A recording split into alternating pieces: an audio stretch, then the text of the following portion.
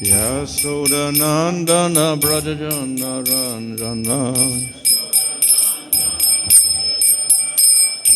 Jamuna Tira Vanacharya Jaya Radha Madhava Kunja Vihari Jaya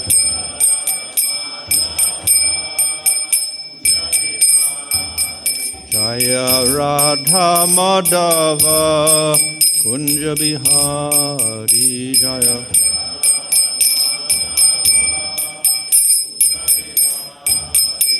Hare Krishna, Krishna Krishna, Hare Hare, Hare Rama, Rama Rama, Hare Hare.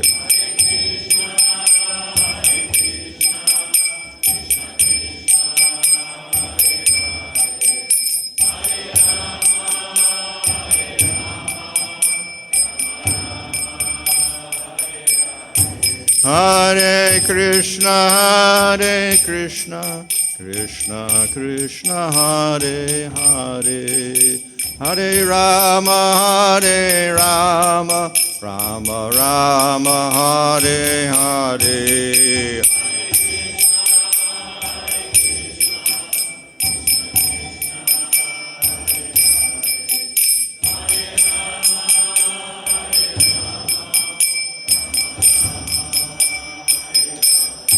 Hare Krishna, Krishna Krishna, Hare Hare, Hare Rama, Rama Rama, Hare Hare.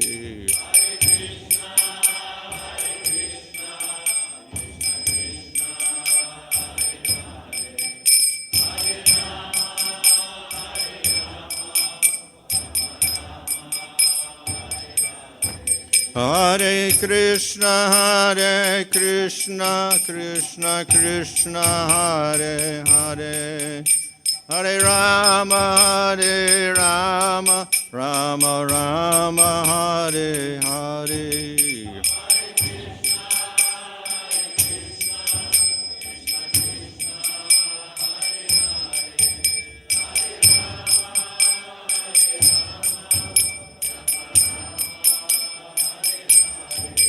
Hare Krishna, Krishna Krishna, Hare Hare, Hare Rama, Rama Rama, Hare Hare.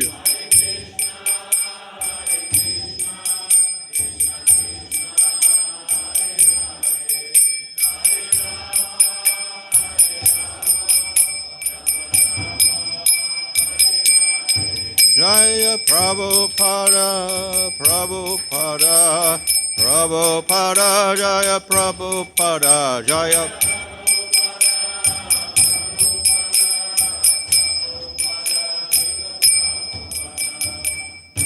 Jaya Om Vishnu Paramahansa Bhavarajikacharya, also the CC AC, Bhaktivedanta Swami Srila Prabhupada ki Jai, Namacharya Haridas Thakur ki Jai, Prem Sakaho, Sri Krishna Chaitanya, Prabhu Nityananda, Sri Advaita Gadadhar, Shri Gaur Bhaktivinoda ki Jai, Sri Sri Radha Krishna Gopa Gopida, Shama Kunda Radha Kutta Gid Govardhan ki Jai, Sri Vrindavan Dham ki Jai, Navadip Dham ki Jai, Gang Jamuna Tulsi Bhakti Devi ki Jai, Adanta Koti Vaishnava Vrinda ki Jai, Samaveta Bhakti Vrinda ki Jai, God Premanandi, all glories to the assembled devotees, all glories to the assembled devotees, all glories to the assembled devotees, all glories to Sri Guru and Sri Garanga, glories to Srila Prabhupada.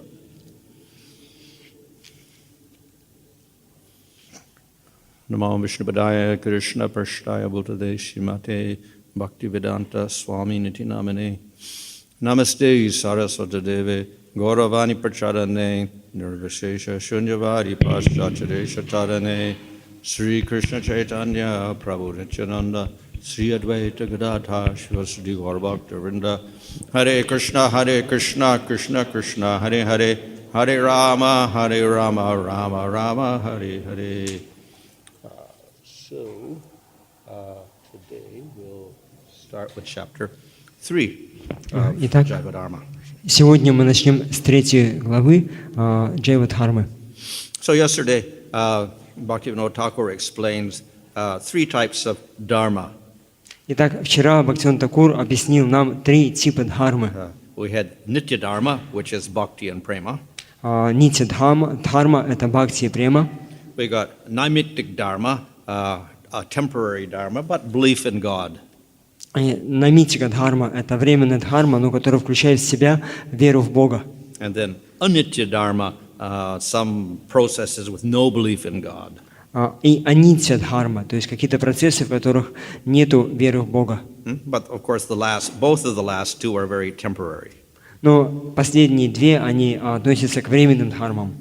So this chapter deals with the Naimittik Dharma, some belief in God, but also not the best dharma. И вот эта глава, она объясняет намитика дхарму, то есть какие-то веры в Бога, но которые не являются высшими видами дхармы. But it is this Naimittik Dharma which the people of India think is real dharma. Но это именно та намитика дхарма, которую люди в Индии считают настоящей дхармой. So many people of India, they think they are Hindus and they're following all the nice principles. So that's actually Naimittik Dharma, but it's not the Nitya Dharma. Многие людей в Индии, они считают, что они следуют хинду дхарме, каким-то хорошим принципам. И это все хорошо, но это не является, тем не менее, нитья дхармой. Это относится к категории намитика дхармы. And if we understand the Nitya Dharma, that is bhakti and prema, then we look at these other dharmas as incomplete. We criticize them. И если мы обретем нитья дхарму, вечную дхарму, которая проявляется на уровне бхавы и премы, то, посмотрев на эти намитика дхармы, будем смотреть на них свысока, так немножко критиковать, понимая, что они не полные. But Bhaktivinoda Thakur is very compassionate. Но Бхактивинода Thakур, он очень сострадателен. We shouldn't really criticize these people that they have a belief in God, but they're doing it all wrong. Мы не должны критиковать тех людей, которые по-своему верят в Бога, потому что они делают что-то не так. They're following a process according to their qualification. Они следуют процессу, который соответствует их квалификации. So if we can raise them to a higher qualification, very good. Если мы можем поднять их до более высокого уровня квалификации, то это хорошо. But if they're acting only according to their qualification, there's nothing wrong with that. Но если они действуют в соответствии со своим уровнем, в этом нет ничего плохого. But from an objective point of view, we do have to criticize in one sense. We have to find the faults of these other dharmas. Но если посмотреть с точки зрения абсолютной истины, то мы должны их критиковать, потому что мы видим, что в их практике есть какие-то недостатки. So one fault is all of these processes are incomplete. И один из недостатков это то, что все эти процессы они не полные. They don't lead to the highest goal, and even to get to a secondary goal, they need support from other systems. Они не могут привести нас к высшей цели, и даже те временные цели, которые они достигают, чтобы достигнуть этого, им необходима поддержка каких-то других практик. And within these various systems, there are elements which are, we can say, obstacles to pure bhakti. So we have to reject them. И в этих практиках, которым они следуют, есть какие-то элементы, которые являются препятствиями на пути к чистой бхакти, поэтому мы не можем их принять. And these processes are impermanent. И сами эти процессы, они временные. They don't exist in the spiritual world. Их нету в духовном мире. So,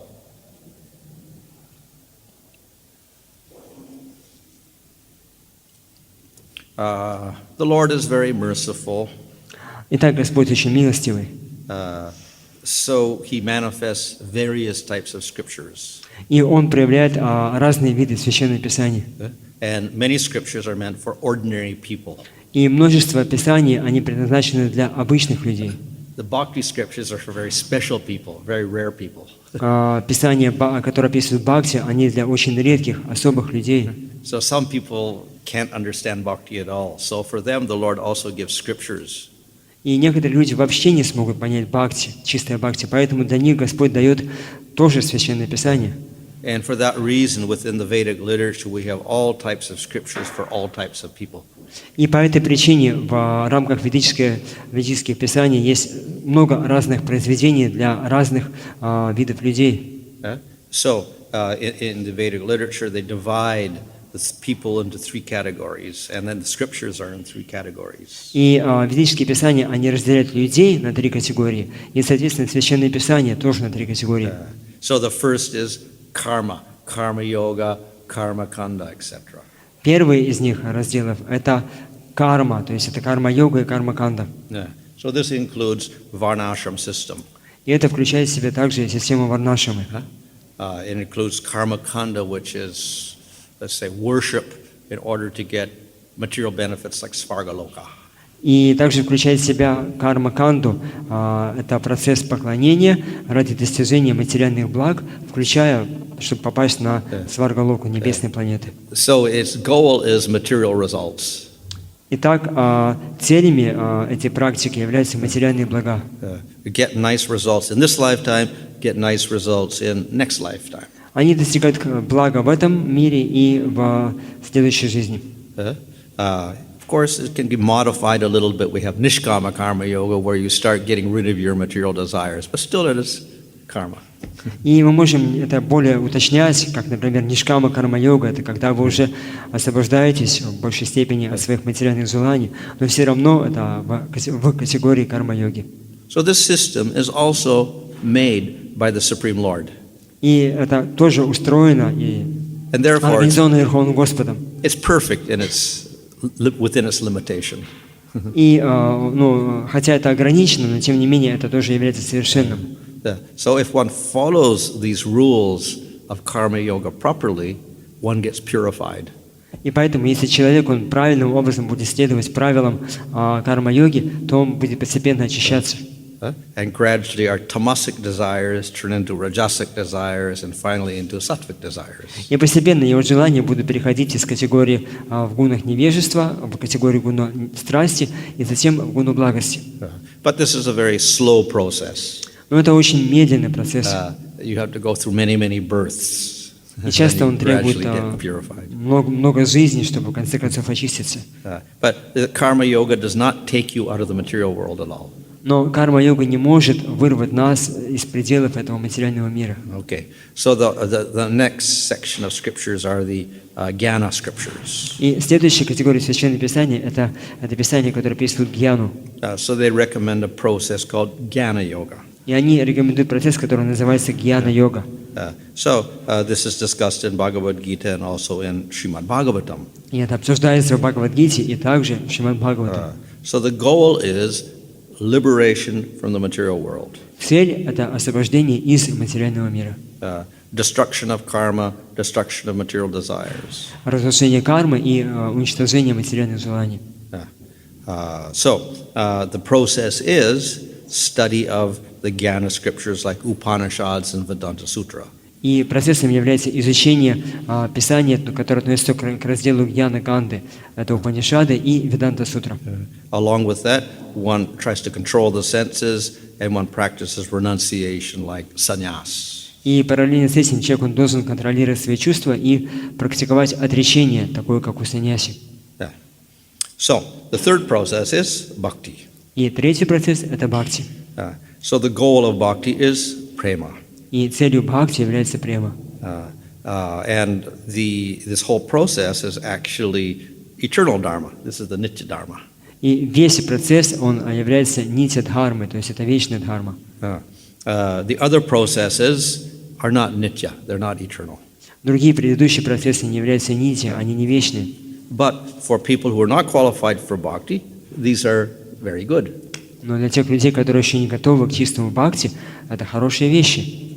So in other words, they are steps to lead us progressively upward through the gunas and finally beyond the gunas.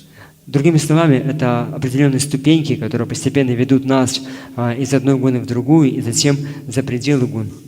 So the karma yoga is explained in what is called the Dharma Shastras. И карма-йога обычно описывается в Дхарма-шастрах. They're sometimes called the Smritis, или который также называется словом «смрити». of which the famous one is Manu Smriti. И из них знаменитая – это Ману Смрити. But there are many others like Vishnu Smrita, Haita Smrita, Yagyavalka Smriti. Но есть и другие, как Вишну Смрити, Ахайту Смрити, Ягьявалка Смрити. Yeah.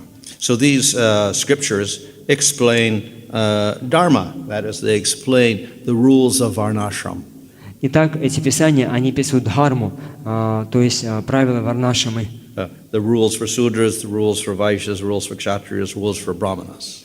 Правила для шудр, вайшев, кшатриев и брахманов. And rules for Brahmacharis, Grihastas, Vanaprasthas, and Sannyasis. И также правила для брамачари, грихаск, ванапрасх и саньяси.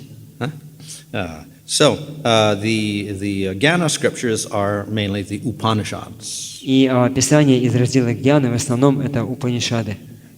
And the process is to deliberate on the meaning of those Upanishads. И процесс это попытка понять смысл высказываний этих Упанишад. And one uses logic. И человек использует для этого логику. The Brahma Sutras are we can say a summary of the meaning of the Upanishads. И Брахма-сутра это произведение, которое суммирует все заключения Упанишад, объясняет их смысл. So these are considered to be the conclusion of the Vedas, so they're called Vedanta. И это считается конечное заключение всех вед, поэтому она называется Веда-анта. And the Gyanis are fond of studying the Brahma Sutras or the И гьяни, Vedanta они Sutras. полностью поглощены изучением Брахма-сутры. Of course, as Vaishnavas, we say that actually the Upanishads that seem to explain impersonal liberation are also explaining Bhagavan. И как вайшнавы мы видим, что Упанишады в основном описывают процесс достижения имперсонального освобождения, и также они описывают Бхагавана. And we can see that Shankaracharya has selectively taken a few sentences here and there to support his theory that only Brahman exists and nothing else, and it has no form and qualities. И мы можем видеть о том, как Шанкарачарья, он избирательно вырвал какие-то стихи из Упанишад для того, чтобы доказать свою теорию, что только Брахман существует, и он реальный, и нет ничего другого реального. So, for instance, in the Chandogya Upanishad, there's a famous statement, one of the Mahavakyas of И, как, например, в Чандогье Упанишаде есть знаменитое утверждение, которое Шанкарачарья сделал одним из своих махаваки, таких ключевых утверждений. So these are statements that Shankaracharya has selected to prove his point of impersonal Brahman. Это то утверждение, на котором Шанкарачарья построил свою теорию, чтобы доказать, что высшая истина и персональный Брахман. And he says these are the conclusion of the Vedas. И он говорит, что это заключение всех вед. So one of the famous statements is Sarvam Kalv Idam Brahma. Everything is Brahman. И одно из таких знаменитых утверждений – это «Сарва кал идам брахма» – «Все есть Брахман». So based on that, he says, therefore, only Brahman exists, nothing else exists. И другими словами, на основе этого утверждения существует только Брахман, и ничего другого не существует. Jivas do not exist, material world does not exist. Не существует дживы и не существует материальный мир. It's all Maya. Это все майя. So that's why they're called Mayavadis, those who propose that everything is Maya except Brahman. И поэтому эти философы называют майявади, те, кто утверждают, что все есть майя, кроме Брахмана. But then you look at the next verse and it's quite different. Но если вы посмотрите на стих, который идет следующим за этим, то он совсем другой. So then it says, okay, who is this Brahman? This Brahman is a person. И дальше в этом следующий стих говорит о том, кто это, что это такое за Брахман. Брахман – это личность. He's full of all wonderful qualities. Он обладает замечательными качествами. He has all fragrance, all rasa. Он обладает ароматом, у него есть, он содержит в себе расу. So therefore, though Shankaracharya maintain Upanishads support the idea of liberation and impersonal Brahman, if we look at it objectively, we'll see that the same Upanishad in the next verse is saying the opposite. И поэтому, хотя Шанкарачарья, он брал стихи из Упанишад, чтобы доказать то, что конечная цель — это персональное освобождение, и то, что единственной реальностью является Браман, но если посмотреть, что идет дальше за этими стихами, то оказывается, что Упанишады говорят также о личности Бога. So therefore, Jiva Goswami says that the Upanishads, which are called the Jnana Kanda of the Vedas, they present two things, Jnana Yoga and Bhakti Yoga. И поэтому Джива Госвами говорит, что Упанишады, которые являются главным разделом Гьяна-канды, они описывают две вещи. Это Гьяна-йога и Бхакти-йогу. So anyway, the scriptures that emphasize bhakti the most are the Pancharatric Shastras and the Puranas. И писания, которые наиболее подчеркивают Бхакти, это Панчаратрика Шастры и Пураны. And of course, Mahabharata. И, конечно, Махабхарата, Рамаяна и так далее.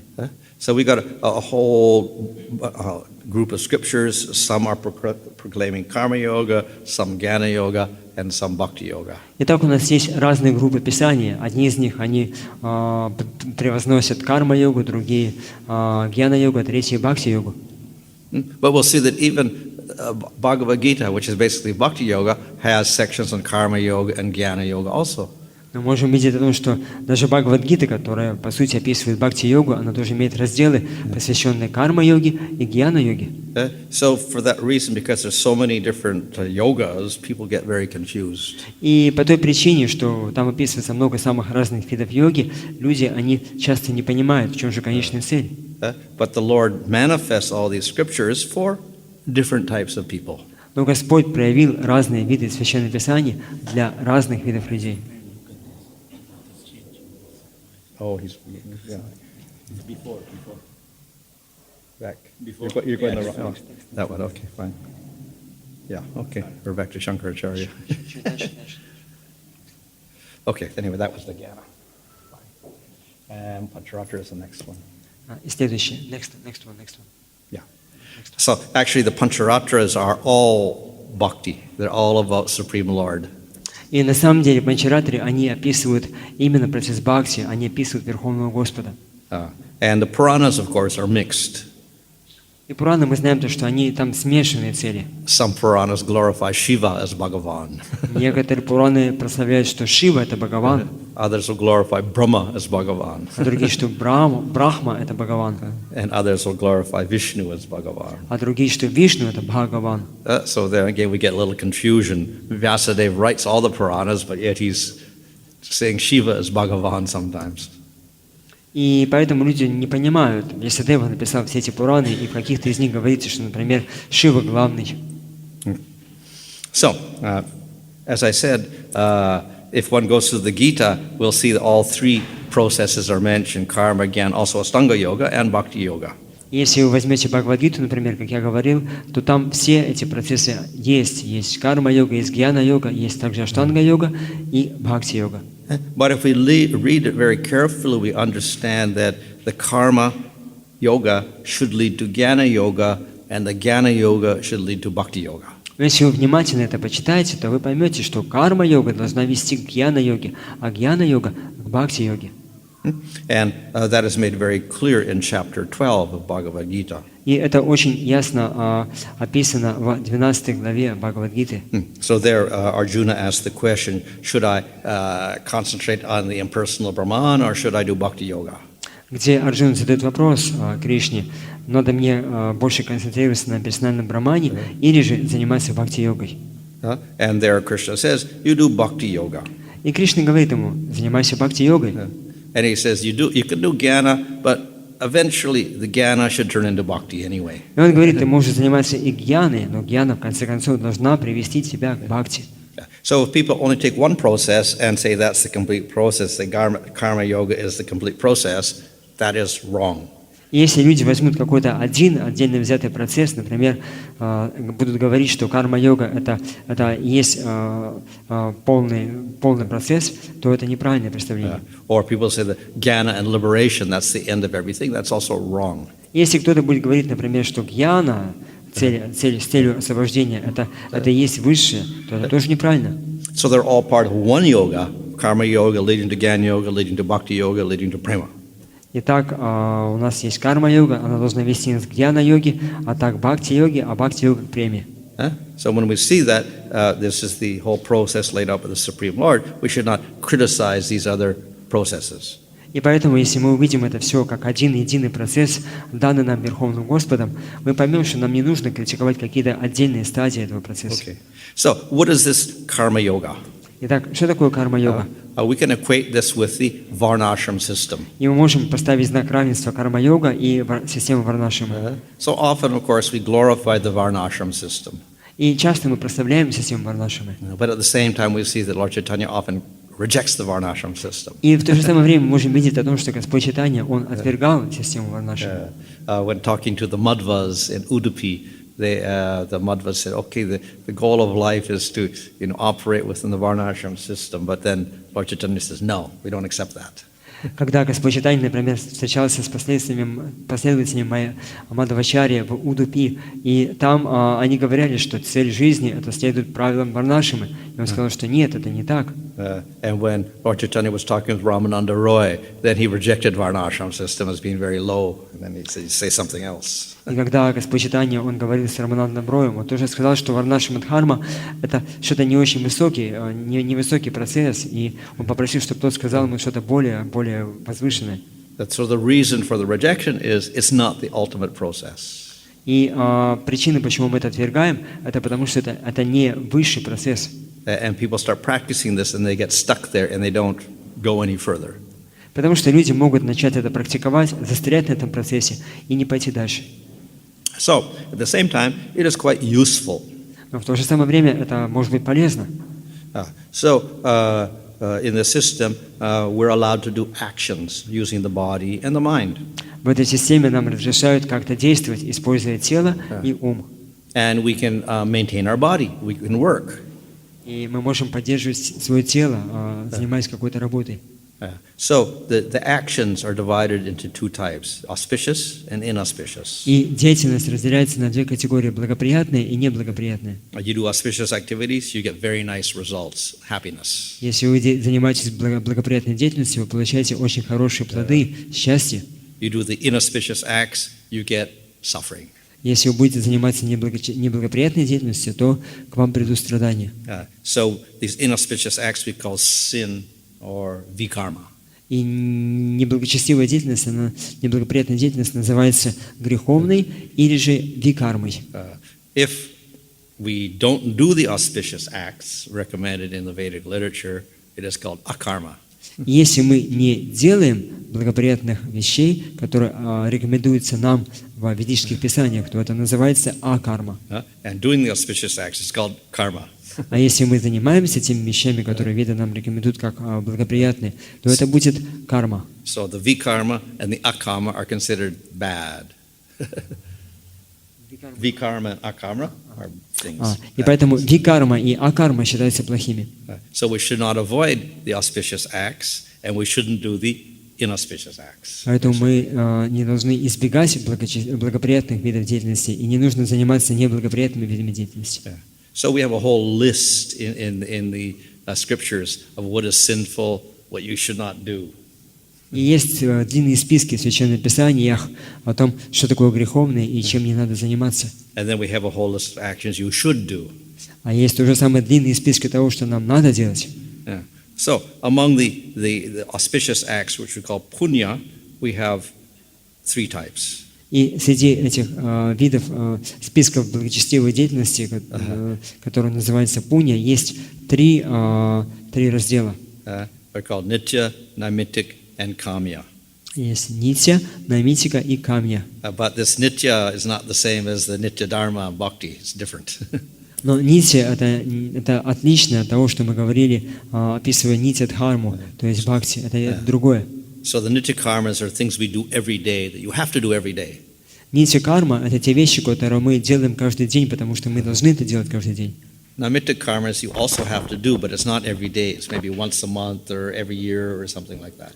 Наймитика карма – это те вещи, которые вы не обязаны делать каждый день. Это может быть раз в месяц или раз в год.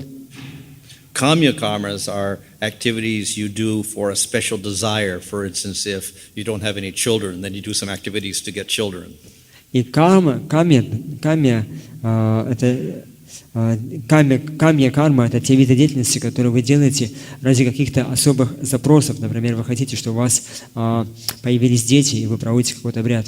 Yeah. So the kamya karmas are not considered to be so good. So the emphasis in punya is on nitya and naimittic karmas. И поэтому камья карма не считается каким-то хорошим, то есть самым высоким, и подчеркивается именно нитя карма и наймитика карма в разделах пуни, благочестивой деятельности. So both these types of karmas, which are pious, they produce auspiciousness for the body, for the mind, for society, and for your next life. И вот эти вот, если мы занимаемся этими благоприятными видами деятельности, то это принесет благо вашему телу, вашему уму, вашему обществу и также вам, вашей будущей жизни. Yeah, so we can say it has good physical effects, И другими словами, она приносит хорошие физические плоды, good mental effects, хорошие плоды на уровне ума, good social effects, хорошие плоды на уровне общества and good next birth. и хорошая следующая жизнь, рождение. So these acts are obligatory. You have to do these as part of the Varnashram system. И вот в Варнашрам-дхарме эти вещи нужно обязательно делать. So, for instance, we have something called Sandhya Vandana. Как такие вещи, как оттуда, которые называются, к примеру, Санхья Вандана. So probably nobody here knows what that means. И, может быть, никто не знает, что это такое. But it is, we can say it is the Brahma Vedic Gayatri mantra with a lot of introductory rituals to it. Ну, то есть, это, по сути, это чтение ведических мантр Гайатри, и при этом есть много таких подготовительных ритуалов, чтобы это правильно сделать. So any twice-born person, that is Vaishya, Kshatriya, and Brahmana, who gets the Gayatri mantra, he must perform 3 times a day for his whole life this Sandhya Vandana. И каждый благочестивый человек, относящийся к 3 варнам, это вайши, кшатри и брахманы, они дважды рожденные, он должен до конца жизни 3 раза в день совершать этот обряд Санхья Вандану. And it takes about 30 minutes each time. И каждый раз вот, это занимает примерно 30 минут. So we have the reflection of that in our, when we get our mantras for second initiation, you have to do it 3 times a day. We also have the Brahma Gayatri there, so we chant the mantras 3 times a day. But it doesn't last half an hour. Но, к примеру, когда мы вот получаем Брахма Гайатри мантры или другие ведические мантры после 2-го посвящения, мы тоже читаем это 3 раза в день, но это не длится, вот каждое такое чтение, полчаса, как там. So it is something like, I think the Muslims, they go out and pray 6 times a day. They interrupt their work and go out and pray 6 times a day. То есть это что-то подобно тому, как мусульмане, они 6 раз в день молятся, они бросают всю свою работу и молятся. So this is something like that. 3 times a day you have to do this. Это подобно этому. Мы 3 раза в день обязаны вот эти вещи делать, Санхьявандану. And, of course, particularly the Brahmins are very attached to doing this. И в особенности браманы, они очень привязаны к тому, чтобы это делать. Yeah. So you have to do it every day. Это надо делать каждый день. Another one we could say is Panchamahayagya.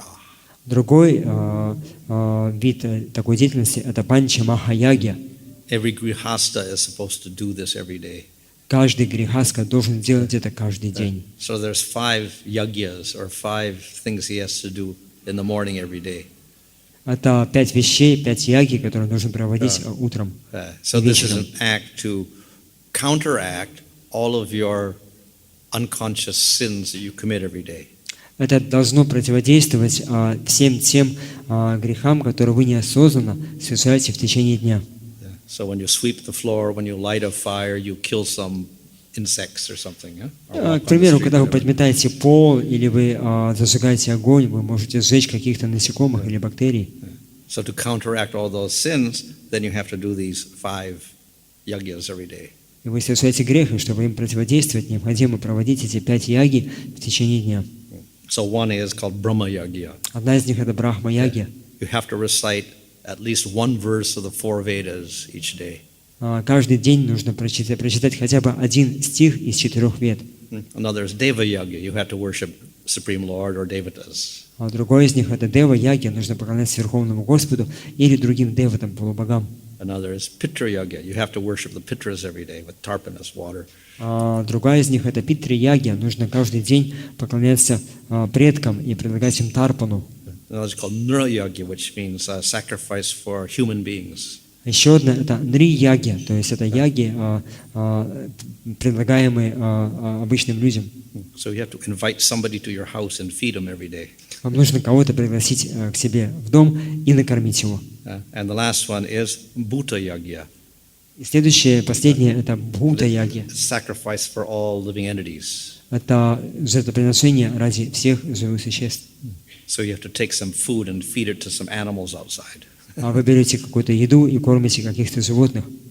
So doing this every day absolves you of all your unconscious sins that you commit every day. Если вы будете делать это каждый день, то это будет нейтрализовать все те грехи, которые вы неосознанно совершаете в течение дня. So, as well as that, there are all sorts of rules. Rules for bathing, for instance. Помимо этого, есть разные виды правил, например, правила о том, как правильно совершать омовение. What type of water is pure water, which is impure water? Какая вода будет считаться чистой, а какая нечистой. There is rules for mind, rules for society. Есть правила того, как держать, как правильно заботиться о своем ментальном спокойствии, как устраивать общество. Concerning rules for society, we have rules for interaction between different varnas. И касательно правил для общества, описывается о том, как надо взаимодействовать членам разных варн. And for family, we have things like samskars. И для семей такие вещи, которые называются самскарами. Okay, so we have a lot of nitya karmas that have to be done every day, but of course the samskars are naimitya karmas. И есть поэтому очень много разных видов деятельности, которые относятся к категории нити кармы, которые нужно делать каждый день. И самскары, они могут быть также и намитика. So these naimitya karmas are also obligatory. You have to do them. И намитика кармы — это тоже вещи, которые обязательно надо делать. One of these is the shraddha rites. That is, when a person dies, there is a very complicated ceremony that lasts 13 days that you have to do. Одна из них — это правило шрадхи, то есть когда человек умирает, то в течение 30 дней нужно проводить очень-очень сложные обряды и церемонии. And then every month after that, you have to do another ceremony. И через месяц после этого нужно проводить еще одну такую церемонию. And then after 1 year, every year you have to do a ceremony for that deceased person. И через год, в течение каждого года, необходимо будет проводить церемонии для тех людей, которые ушли с этого мира. So this is a ceremony to absolve your parents or your deceased relatives of sin. Это церемонии, которые помогут вам избавить ваших родственников или ваших ушедших членов семьи от тех грехов, которые они совершили. So this is also obligatory. Это тоже обязательные вещи. Okay. So these nitya and naimitya karmas fit within the varnashram system. И вот эти вот нити и намитика кармы, они вписываются в правила варнашрама дхармы. Those lower in the system, like the sudras, have less rules to follow. И люди более низких варн, такие как шудры, им больше поблажек, то есть у них меньше правил, которым они обязаны следовать. Their qualification is less, so they're given some freedom in that sense. И поскольку их квалификация ниже, то им дается определенная свобода. The brahmanas have the most rules to follow because they're the most qualified. Брахманам приводится больше всего правил, которым те должны следовать, потому что они считаются максимально квалифицированными. So this actually is we can say that the nitya and naimitya karmas are, we say, almost the basis of this whole varnashram system. И можем говорить о том, что нити и намитика кармы — это фундамент всей системы варнашрамы. So we call them nitya karmas, but actually they're not really nitya. They're not really eternal. И мы назвали это нити кармы, но по сути дела это те вещи, которые не являются в полном смысле этого слова нити вечными. They're very different from nitya dharma bhakti. Они очень сильно отличаются от настоящей нити дхармы, от бхакти. So none of these karmas are eternal. И поэтому все эти виды деятельности, они не вечны. However, because it is an indirect method to get to bhakti, so in that sense we can say it's nitya in a very indirect way. Но хотя, тем не менее, это косвенный метод того, как обрести нитья бхакти, чистое бхакти, поэтому мы можем этому следовать. Okay, so therefore that word nitya in this sense, we shouldn't take it literally. It's used figuratively. И поэтому слово «нитья» нельзя использовать в прямом смысле этого слова. Это такое косвенное толкование. The person there is doing his offerings to his pitras, his ancestors, called tarpana. Видите, вот этот человек, он делает тарпану, то есть он делает подношение своим ушедшим родственникам.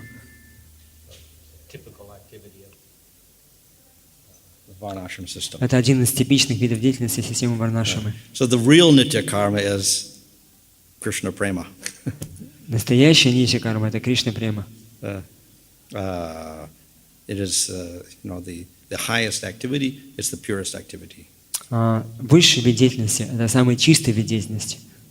So other activities in the material world, if they're meant for attaining prema and they assist our attainment of prema, we can also say they're nitya in an indirect way. И поэтому какие-то виды деятельности в этом мире, если они делаются ради обретения премы, если они помогают обретению премы, то они тоже могут косвенным образом считаться частью нитья дхармы. But from the highest point of view, absolute point of view, they're all naimittic, all temporary, all nisarga.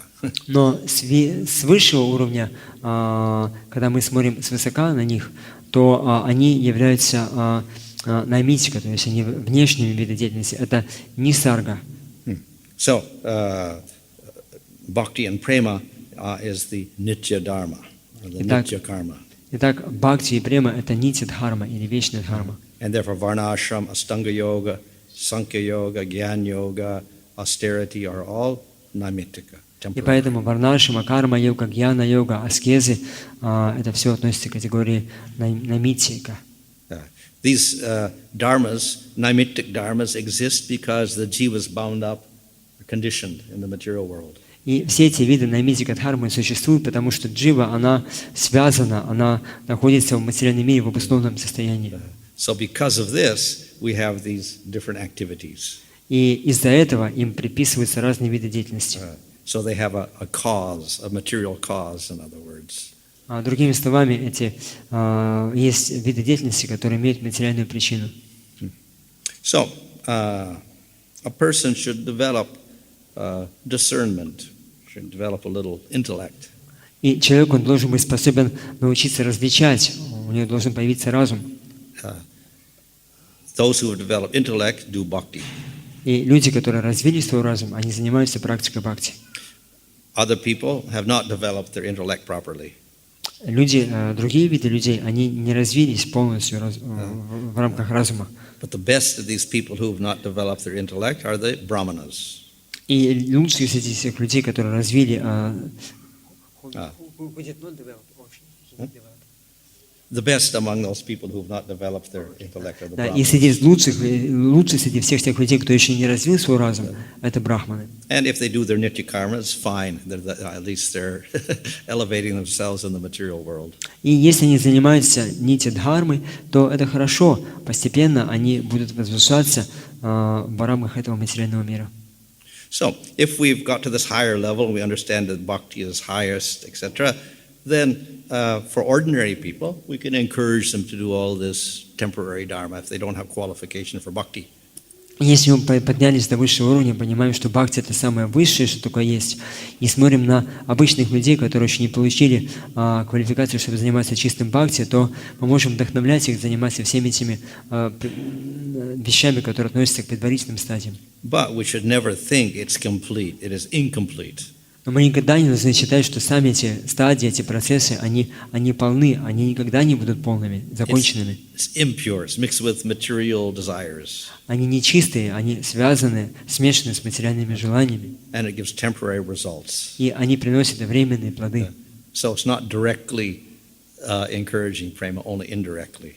они прямо не вдохновляют людей, чтобы обрести прему, они делают это только косвенным образом. So, if one is practicing this karma yoga and doing nitya karmas and nimitta karmas, every lifetime, if you practice, it's different because your position in the varnashram system changes. So your dharma changes every lifetime. И, например, если вы занимаетесь этими видами деятельности нити кармы и наймитика кармы в течение одной жизни какой-то, потом переходите в другую жизнь, то поскольку ваше положение в варнашраме будет меняться, вы были кшатрием, стали брахманом, например, то, соответственно, наборы этих видов деятельности, нити и наймитика, они тоже будут меняться. If we do bhakti, the bhakti never changes. Если вы будете заниматься бхакти, то бхакти никогда не меняется. The activities you do in sadhana bhakti are the same activities you do in prema, same activities you do in the spiritual world. То, чем вы занимаетесь, практикуя садхана бхакти, это то же самое, что вы делаете на уровне премы, и то же, чем вы занимаетесь в духовном мире. Okay. So, if we're practicing nitya dharma, that is bhakti, still we respect the dharmic scriptures. И хотя мы можем заниматься уже нитья дхармой, то есть практиковать бхакти, тем не менее мы уважаем другие священные писания. So we have all the list of activities you should not do, all the sins. So the devotee also respects those rules. И если вы, например, увидите список длиннющий тех вещей, которые не надо делать, список грехов, то преданные, они тоже будут относиться к этому с уважением.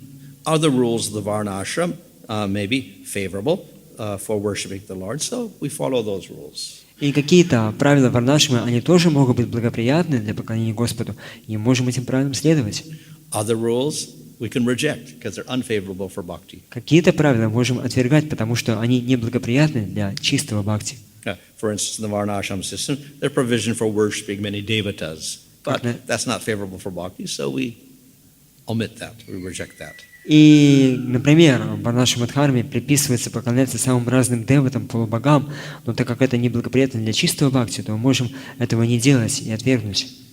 So therefore, the Vaishnava does not reject the varna ashram system, but he has to very carefully choose which rules to follow and which not to follow. И поэтому вайшнавы, они не отвергают саму систему варнашрама, но они очень избирательны в том, каким правилам следовать, а каким не следовать. Okay, so we've discussed the nitya namitic dharma, which are, both of them are temporary. Now in chapter 4, we have a discussion of bhakti, which is nitya dharma. Итак, мы в 3 главе писали нитья и намитика карма, которые являются временными, и в 4 главе Бхактивинода Тхакур объясняет нитья дхарму, то есть практику чистого бхакти. So we say bhakti or Vaishnava dharma, but actually there's two types of it.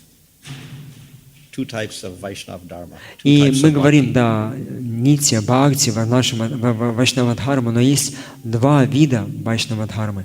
So one is pure, one is contaminated. И один из них это чистый, одна из них это чистая практика, а другая это оскверненная практика. And of course within pure Vaishnava dharma, then we have different rasas, etc. There's some variety there also. И, конечно, в рамках чистой вайшнава дхармы тоже есть разнообразие, есть разные виды деятельности в соответствии с разными расами.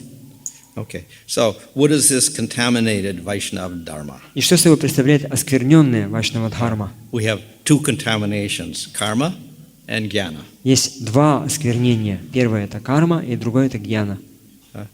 So this contaminated Vaishnava dharma may look very much like what the devotees do. Same thing. И эта оскверненная вайшнава дхарма, она может очень внешне быть очень похожа на то, что делают чистые преданные. These people may take diksha and they get a mantra of Vishnu. Эти люди могут получать дикшу и читать мантру, обращенную к Вишну. But the way they use the mantra and the way they worship Vishnu is quite different. Но то, как они используют эту мантру и как они поклоняются Вишну, это очень сильно отличается. It is contaminated with karma. Это осквернено кармой. They take this worship as part of their karma to assist their karma. Они принимают это поклонение как часть своей кармы, чтобы помочь исполнению обязанностей. So in one sense it's good because they worship Vishnu, other sense it's bad because it's very confused and mixed with material desires. С одной стороны, это хорошо, потому что они поклоняются Вишну, с другой стороны, это плохо, потому что они находятся в заблуждении, и их практика смешана с материальными желаниями. So in some cases, their attitude may be very offensive. И в каких-то случаях их настроение может быть очень оскорбительным. So they worship Vishnu enthusiastically, but then they think Vishnu, he's the controller of other devatas, but he's also dependent on karma.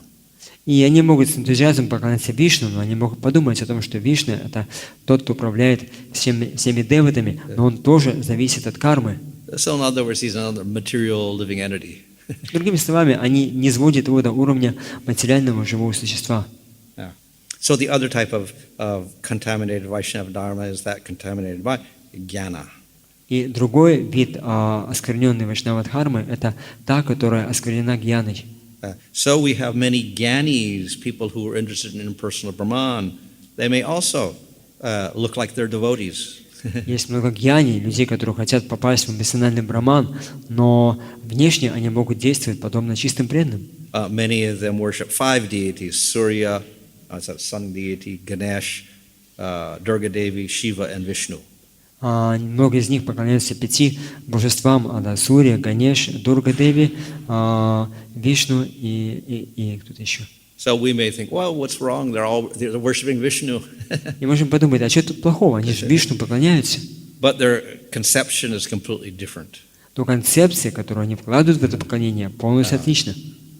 When they get the realization and jnana, then they give up the worship. Когда они достигают какого-то уровня реализации в практике гьяны, они оставляют это поклонение. They consider the form of Vishnu to be material. Они считают, что форма Вишну материальна. And when they are approaching liberation, they reject that worship and they just merge in Brahman. И когда они достигают освобождения, они перестают поклоняться и сливаются с Браманом. So,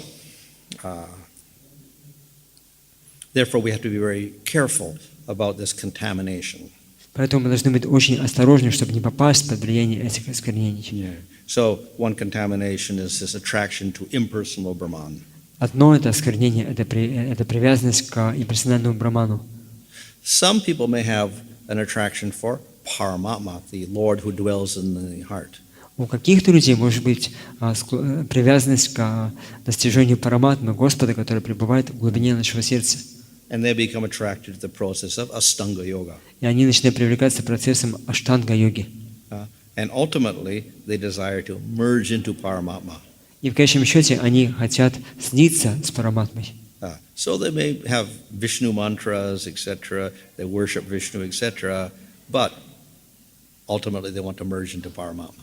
И они могут повторять Вишну-мантру, они могут даже поклоняться Вишну, но в конечном счете они хотят просто слиться с Параматмой. So this is not pure Vaishnava dharma. Это не чистая вайшнава-дхарма. Okay. So the other aspect of the Lord is Bhagavan. И другой аспект Господа — это Бхагаван. So if we accept the personal form of the Lord and develop a taste for worshiping Him, then we're on the right path. Если мы принимаем личностную форму Господа как настоящую и процесс поклонения ей, то мы на правильном пути. So this worship of the Lord is independent of karma or jnana. И вот это поклонение Господа, оно независимо от кармы и гьяны. It is only bhakti by itself, independent. Это сама по себе бхакти, которая полностью независимая. And we have no desires for material gain, no desires for liberation. И у нас нет желания обрести какую-то материальную выгоду и обрести освобождение. So this is the pure Vaishnava dharma. Вот это чистая вайшнава-дхарма.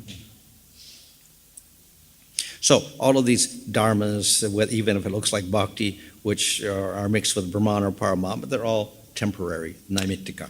И все эти оскверненные виды дхармы, хотя они похожи на чистые бхакти, но они осквернены, и поэтому они являются наймитикой, временными.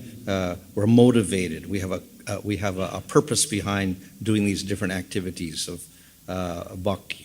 У нас есть свои мотивы, какие-то цели, зачем мы практикуем виды деятельности в рамках бхакти.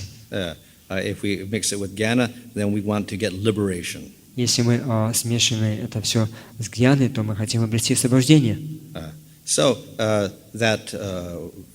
that process has a material cause. I want to get out of the material world. И сама эта практика поэтому имеет какую-то материальную цель. Я хочу вырваться из этого материального мира.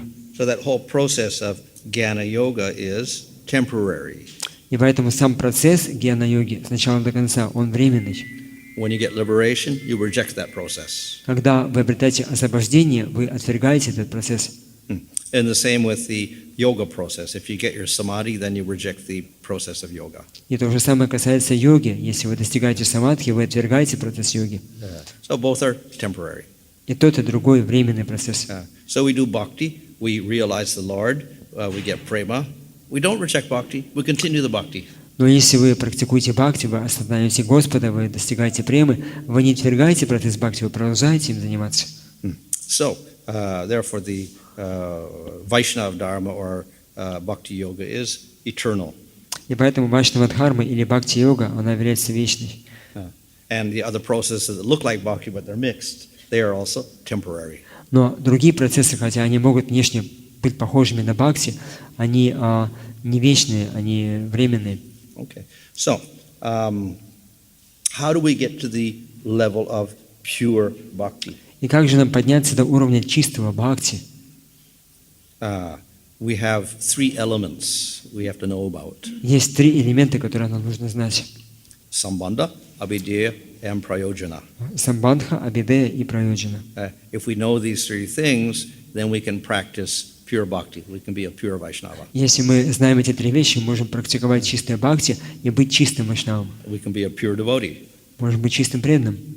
And if we don't have this knowledge, then we cannot practice pure bhakti. И если у нас нет этого знания, мы не сможем практиковать чистое бхакти. So this sambandha gyan is very necessary. Поэтому необходимо обладать самбандха-гьяной. So for bhakti, some type of knowledge is very necessary. Not that impersonal knowledge, we reject that, but knowledge about bhakti is very necessary. Поэтому для практики бхакти какое-то знание необходимо. Не персональное знание, которое мы отвергаем, а знание о том, что такое чистое бхакти и как его практиковать. And for that reason we have many scriptures. И поэтому у нас есть столько много священного писания. Okay. So, in this, what we call the Sambandha Gyan, we recognize Bhagavan as supreme. Not Brahman, not Paramatma. И в рамках самбандха-гьяны мы признаем, что Бхагаван является верховным, ни Браман, ни Параматма. They're all one in one sense. Brahman, Paramatma, Bhagavan are one entity, but Bhagavan is the supreme realization. И хотя и Браман, Параматма и Бхагаван это все одна и та же абсолютная истина, но Бхагаван это ее высший аспект. So Brahman is like one amsa, one part of Bhagavan. И Браман это подобно одной амше, одной какой-то части Бхагавана. Or we could say like the rays of the sun compared to the sun god. Или же подобно тому, как лучи солнца, они сравниваются с Богом Солнца. So if we have very limited vision, we may think that this formless entity without change, without qualities is very attractive. We may think like that. Если мы не обладаем полным знанием, можем подумать о том, что вот эта не имеющая формы и неизменная личность, она является высшей и может для нас быть очень привлекательной. But those who have more intelligence will understand better than to simply get to the light. We should get to the source of the light, that is Supreme Lord. Но более разумные люди, они понимают, что вместо того, чтобы привлекаться самим светом, нужно найти источник этого света, то есть обратиться к Верховному Господу. So, we have to understand that position of Bhagavan over Brahman and Paramatma. And we also have to understand the position of the Jiva. Итак, нам нужно понять положение Бхагавана, как того, кто выше Параматму и Брамана, и также надо понять положение Дживы. So I already spoke about that yesterday. The Jiva is Tatastha Shakti. И вчера мы уже говорили, что Джива – это Татастха Шакти. He's between the spiritual and material worlds. Она на границе между материальным и духовным миром. So he's a spiritual particle, therefore he has inclination to the spiritual world. И так как это духовная частичка, то она склонна находиться в духовном мире. But he's a small particle and weak, so therefore he's inclined to get covered by material energy. Вот так как это маленькая частичка, и она слаба сама по себе, то она может выбрать находиться в материальном мире. But if that jiva gets some extra spiritual strength, then he can enter into the spiritual world and live there eternally in complete bliss. Но если джива получает эту дополнительную духовную силу, то она может войти в духовный мир и там проявить в полной мере свое знание и блаженство. But the jiva always remains the jiva. He never changes. Но джива всегда остается дживой, она никогда не меняется. Okay, so we have the two types of jivas: liberated jivas, who are living in the spiritual world, and the conditioned jivas living in the material world. Есть два вида джив. Это освобожденные дживы, которые живут в духовном мире, и обусловленные дживы, которые живут в материальном мире. And in the material world, we have the bound jivas. We have those who have some intelligence and discrimination, and we have those that don't have that discrimination. И в материальном мире есть две категории джив, которые связаны. Первый из них — это те, у кого есть разум, кто может видеть вещи в истинном свете, и те, у кого этого разума нету, и никто ничего не видит. So the human beings who have no discrimination are on a lower level, and we have the animals and the plants also with no discrimination. И поэтому люди, которые находятся на этом уровне, где они не способны различать правильным образом, они на низшем уровне, и подобно этому животные тоже они не могут этого различать. And those bound jivas who develop discrimination, they take to the path of bhakti. И те люди, которые развили эту способность различать между хорошим и плохим, они становятся на путь чистого бхакти. So they're in a superior position. И они находятся на более высоком уровне.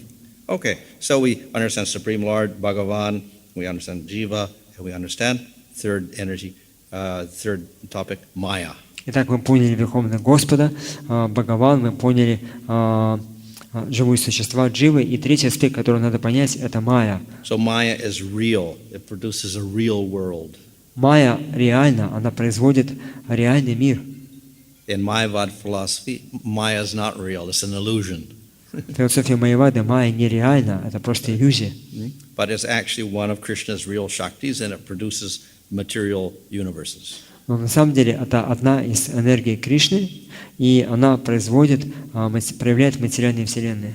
Okay, so this Maya is devoid of consciousness, И майя, она не обладает сознанием, and it is remains very far from Krishna and the devotees. и она всегда держится вдалеке от Кришны и от преданных Кришны. It produces the material elements, it produces universes with 14 worlds. Она производит материальные элементы и производит материальные вселенные и 14 планетных систем в них. It produces gross and subtle bodies for the jiva. Она производит тонкие и грубые тела джив. And it's all real. И это все реально. Okay, so what is the relationship? This sambandha means relationship. So we have to relate the Bhagavan, Jiva, and Maya. What is the relationship? Итак, каковы же отношения? Самбандха означает отношения. Как взаимосвязаны между собой Бхагаван, Дживы и Майя?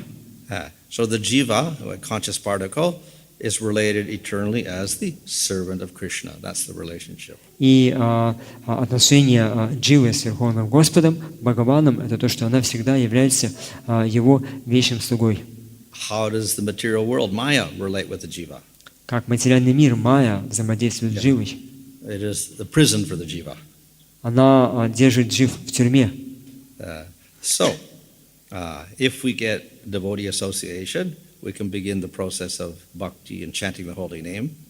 Если мы получим общение с преданными, мы начнем практику бхакти, повторения святого имени. We can get Krishna's mercy. Можем получить милость Кришны. And then we can go to the spiritual world. И вернуться обратно в духовный мир. We can manifest a pure spiritual swarup in the spiritual world. И проявиться в полной духовной форме в духовном мире.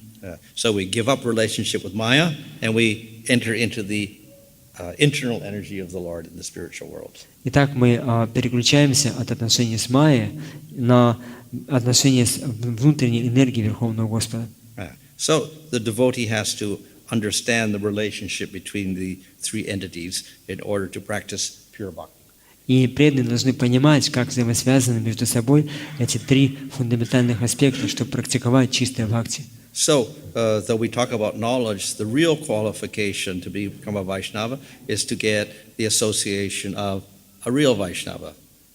И когда мы говорим про знание, то истинная квалификация, чтобы обрести его, это получить общение с настоящим вайшнавом. It is not just by reading books that we'll get that Sambandha Gyan. Это не так, что просто читая книги мы сможем получить самбандха гьяну. So we take shelter of a Vaishnava. Мы должны принять прибежище у вайшнава. So in this process we get diksha and shiksha. И в этом процессе мы получаем дикшу и шикшу. And through this we get our Sambandha Gyan. Through this we practice pure bhakti. И для этого, и благодаря этому мы получаем самбандха гьяну, чтобы мы могли практиковать чистое бхакти. So that process is called abhideya. Этот процесс называется абхидея. Okay. It's called abhideya because abhideya means that which is prescribed. Это называется абхидея. Буквально это слово переводится то, что предписано. The activity what you have to do. Это те виды деятельности, которые мы обязаны делать. So what is the activity mentioned in the scriptures that we have to do? It is bhakti, the eternal dharma. И что же это за виды деятельности, которые описаны в Священных Писаниях, которые мы должны делать? Это бхакти, это наша вечная дхарма. So that bhakti has three stages: sadhana, bhava, and prema. И бхакти, оно разделяется на три стадии. Это садхана, бхава и према. So the abhideya, what we should do now is the sadhana. И абхидея, это то, что мы должны делать сейчас, это садхана. We have two types of sadhana.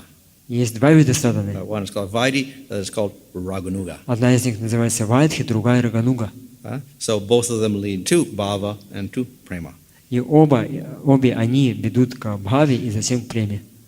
So if we have no inclination to follow after the inhabitants of Vrindavan, then we have to do vaidhi sadhana. Если у нас нет склонности следовать по стопам жителям Вриндавана, то мы будем заниматься вайдхи садханой. So we perform our worship of the Lord according to the rules of Scripture. Мы будем поклоняться Господу в соответствии с наставлениями Священного Писания. So if we have a great greed for this raga, like the devotees of Vrindavan, then we practice raganuga. Если у нас есть очень такое жадное желание практиковать бхакти, так как это делают жители Вриндавана, то мы будем практиковать раганугу бхакти. So both processes are sadhana, and both lead to prema. Оба процесса — это садхана, и оба из них ведут нас к преме. But the quality of the prema is a little different. Но качество премы, которое мы обретаем, оно отличается. Our realization of the Lord through Vaidhi Bhakti is we see Supreme Lord as a powerful entity, as Supreme Lord. То, что мы получаем, следуя процессу вайдхи садхана бхакти, это мы обретаем Верховного Господа как очень могущественную личность. We practice Raganuga, then we see Krishna as son of Nanda, not as Supreme Lord. Если мы практикуем раганугу, то мы обретем Кришну как Садананду, не Верховного Господа. But you can develop all different types of rasa with either process. Но все разные виды расы можно развить благодаря следованию какому-то из этих процессов. So in that sadhana bhakti, then the main process is nama, chanting the holy name. И в садхана бхакти главным процессом является нама, повторение святого имени. Name and Krishna are non-different. Имя Кришны и сам он не отличны. So if you chant without offense, constantly, very quickly, you can get the highest perfection. Если вы будете постоянно повторять без оскорблений, то очень быстро вы достигнете совершенства. So if we do chanting, it is said that it contains all the 9 processes of bhakti. И воспевание, как говорится, оно включает в себя все 9 процессов бхакти. So we could chant the holy name. We can remember the Lord's pastimes. We can serve the lotus feet, perform archana, all while we're chanting the holy name. То есть, когда мы повторяем святые имена, мы можем помнить о Господе, можем проводить арчаны, можем служить Его лотосным стопам. То есть все остальные процессы, они включаются. Okay, so we covered Sambandha, we went Abhideya, Bhakti, that's either Raganuga or Vaidhi. Then Prayojana, that means the goal. Итак, мы объяснили самбандху, дальше абхидею, вайдхи, который включает в себя вайдхи, рагануга, бхакти, и дальше прайоджана, это цель этого всего. We cannot separate the process or abhideya from the goal. If we don't have a goal to the process, it's meaningless. Если мы не можем отделить сам процесс абхидею от цели, если у нас нет цели, то сама практика, она бесполезна. In fact, the process is defined by the goal. На самом деле процесс, он определяет тем, какова наша цель. So we have to know something about that prayojana or the goal. И поэтому мы должны хотя бы что-то знать о прайоджана, о нашей цели. So therefore, we have to know something about prayojana in order to advance in bhakti. И поэтому, чтобы прогрессировать на пути бхакти, нам необходимо что-то знать о том, что такое прайоджана. And attaining this prema, then this is the nitya dharma of the jiva. И обрести прему – это нитья дхарма дживы. This is his final goal. Это конечная цель. So these three elements we have to know in order to advance in pure bhakti. И мы должны знать все эти три элемента, чтобы прогрессировать на пути чистого бхакти. Then we can attain that eternal dharma. И тогда мы сможем обрести нашу вечную дхарму. Okay. Any question there? Хорошо, есть ли какие-то вопросы? Да, пожалуйста. Спасибо большое за святейшее слово. Замечательное предложение материала. И у меня вопрос такой. Принадлежность к определенным практикам, ямы или кавы, определяет уровень сознания живых.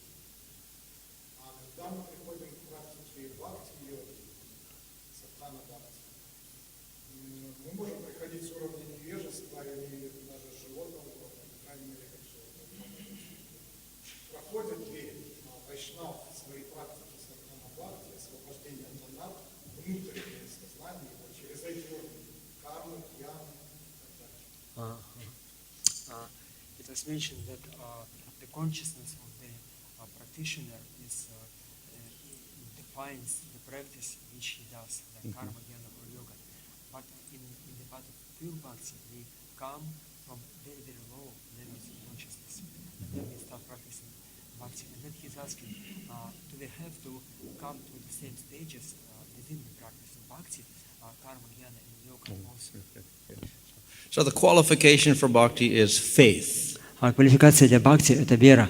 And the faith may develop in a Sudra, Vaishya, Kshatriya, Mlacha, Tamagun, Rajagun, Sattvagun. It may develop anywhere.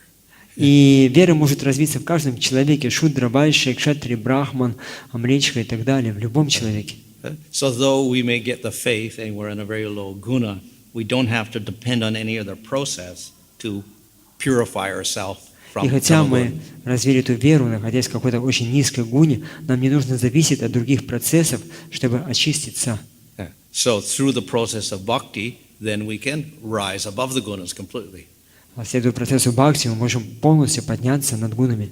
In fact, it is said that if you chant purely the name once of the Lord, На самом деле говорится, что если вы хотя бы один раз чисто произнесете имя Бога, you surpass the Brahmana. вы уже выше, чем Брахман. All of your karmas are immediately gone, even your karmas of this birth, so you're better than a Brahmana. You've surpassed Sattvagun even. Все ваши кармы, они уже ушли, и вы уже выше, чем уровень Брахмана, который должен был для этого много очищаться. So the process of bhakti is most purifying. Поэтому процесс бхакти, он в максимальной степени очищающий. To follow the process of karma yoga and get purified will take you many, many births, maybe 100 births to get to Чтобы Sattvagun. очиститься, следуя по пути карма-йоги, может для этого потребуется много-много жизней. Ajamil managed to destroy all of his karmas, past, present, future, in 1 second. Аджамила смог за одну секунду уничтожить все свои кармы, прошлые, настоящие и будущие, Without bhakti. без бхакти. Just chanting the holy name accidentally, Просто случайно повторив святое имя, but without offense. но без оскорблений. So the process of bhakti is independent of other processes. We don't have to depend on karma or jnana or yoga. И поэтому процесс бхакти, он независим от других процессов. Нам не нужно зависеть от кармы, гьяны или йоги. However, we do have a material body. Но тем не менее у нас остаются материальные тела. So we have to feed the body, we have to breathe, etc. We have to do many things. Тело нужно кормить, нужно дышать и делать какие-то другие вещи. And if you're married, then you have to support your family and get a job. Если вы женились, то вам нужно поддерживать свою семью, устраиваться на работу. So the karma yoga system provides us with many rules, which are, we say, favorable for living in the material world and not contrary to bhakti. So we can follow those rules. И карма-йога, она приписывает много разных правил предписаний, которые благоприятны для того, чтобы жить в этом материальном мире, и которые не противоречат принципам чистого бхакти, и мы можем этому всему следовать. So we accept those rules from the varnashram system, which are favorable for our devotional development. И мы можем принимать те принципы системы Варнашрама, которые благоприятны для нашего духовного прогресса. And sometimes we'll follow them, but at a certain time they become unfavorable, so that we stop those particular rules. И мы можем каким-то из этих правил следовать, но когда они становятся неблагоприятны для практики чистого бхакти, мы перестаем им следовать. So we can take any element from any Astanga Yoga, Jnana Yoga, Karma Yoga, etc., as long as it's not unfavorable for bhakti or contrary to bhakti. И поэтому можем принимать любые элементы из карма-йоги, гьяна-йога, аштанга-йоги до тех пор, пока они не становятся неблагоприятными для практики чистого бхакти.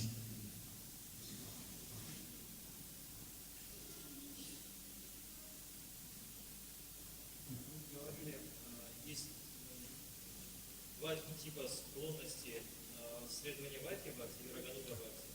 Как я понял, следование вайдхи бхакти предполагает изучение знаний, предписаний и практики в соответствии с ними. А рагануга бхакти – это следование какого настроения. Мне это не совсем понятно. Нужно ли людям, которые склонны к рагануга бхакти, изучать знание какое-то? Или это вот спонтанно как-то все происходит? You mentioned that there are two types of Vaidhi Bhakti. Raganuga. Sadhana. Yeah, Vaidhi Bhakti and Raganuga Bhakti. And Vaidhi Bhakti is based on the following the instructions of scriptures of the spiritual master. Yeah. And in the Raganuga, as he says, as he understood, they don't have to follow the instructions of the spiritual of the shastras. So, is there any need to follow shastras while practicing? Yeah, no, I think you got the wrong idea there. Raganuga, the main emphasis is on following after the people of Vrindavan, those devotees like Nanda and Yasoda and the gopis. Но, похоже, у вас просто неправильное представление сложилось, потому что рагануга означает очень сильное желание следовать по стопам тех людей, которые служат Кришне во Вриндаване, таких как Нанда, Яшода, Гопи и так далее. So we try to serve in a very spontaneous mood. Поэтому мы пытаемся служить спонтанным образом. So when we're offering something to Krishna, we're not thinking, well, is this what Scripture tells us, so we have to do it like this or like that? We're saying more, is this what Mother Yasoda would do, or is this what the gopis would do in serving Krishna? И когда мы предлагаем что-то Кришне, мы не думаем о том, а вот священное Писание, они говорят нам это Кришне предлагать или не говорят? Они думают больше о том, что мама Яшода это делает для Кришны, гопи для Кришны это делают, поэтому мы тоже будем это предлагать. So Raganuga is also defined by Scripture, so we cannot reject Scripture if we're going to do Raganuga. И рагануга, она тоже описана в Священных Писаниях, поэтому мы не можем отвергать Священное Писание, чтобы следовать рагануге. And to develop a taste for Raganuga, to be qualified, we have to hear from Scriptures. И чтобы развить вкус к тому, чтобы следовать принципам рагануга бхакти, нужно слушать, как это описано в Священных Писаниях. And when we're practicing Raganuga, one is smaranam, so we have to remember the pastimes of Krishna, which come from the Scriptures. И когда вы практикуете раганугу, вы практикуете практику смараном, памятования, то есть вы помните те игры Кришны, которые тоже описаны в Священных Писаниях. And as with Vaidhi Sadhana Bhakti, so with Raganuga's Bhakti also, you need guidance. И подобно тому, как вам нужно руководство на пути Вайдхи Садхана Бхакти, на пути Рагануга Садхана Бхакти, вам тоже нужно руководство. We always have a little doubt what's favorable, what's unfavorable for my spiritual development, either in Vaidhi or Raganuga. У нас всегда есть какие-то сомнения, что благоприятно, что неблагоприятно для моего духовного прогресса. И эти сомнения есть и на уровне Вайдхи, и на уровне Рагануги. So we have to go to an experienced person. Experienced person. We have to go to that person. И поэтому нам нужно пойти к опытному человеку, чтобы это узнать. So in general, the Raganuga Bhakta, he does the same activities as the Vaidhi Bhakta. The chanting, worshiping the deity, doing all the same things. И внешне, обычно, человек, который находится на уровне спонтанного преданного служения, он делает те же самые вещи, как человек на уровне Вайдхи Садхана Бхакти. Он повторяет, он слушает, он занимается какой-то деятельностью. So externally, we may not see any difference. И внешне вы можете не увидеть разницу между But ними. along with that, he has a little extra sadhana. Но помимо этого у него есть еще одна дополнительная садхана. So a lot of his sadhana is internal. И очень многое из той садханы, которую он делает, это внутренняя садхана. When he is chanting the holy name, he is contemplating the pastimes and serving in those pastimes in a certain mood of Vatsakya or Dasya or Vatsalya, whatever. Когда он повторяет святые имена, он медитирует внутри на определенные игры, он служит этим играм в настроении сакки, даси, ватсали, расы. But externally, then he is following same activities. Но внешне он делает то же самое, что и обычный преданный.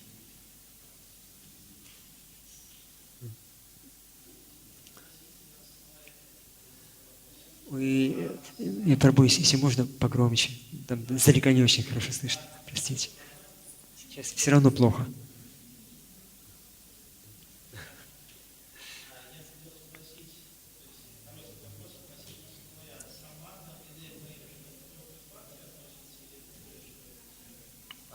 Термины самбандха, беда и прайоджана, они относятся только к бхакти, или это более широкая терминология?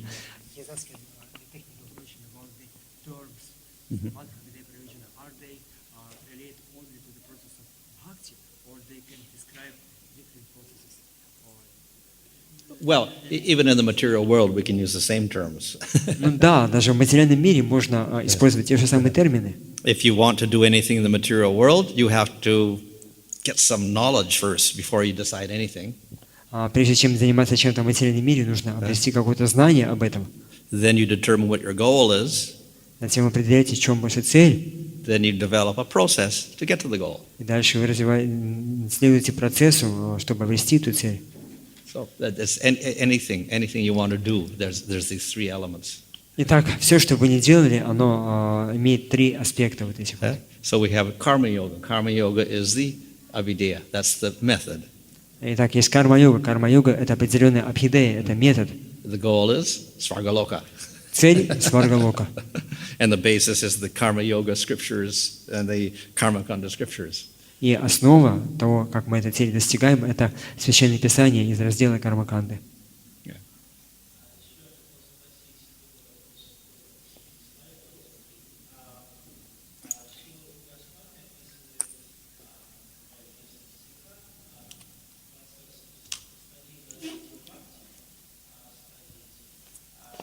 От Шрадхи до Премы, да?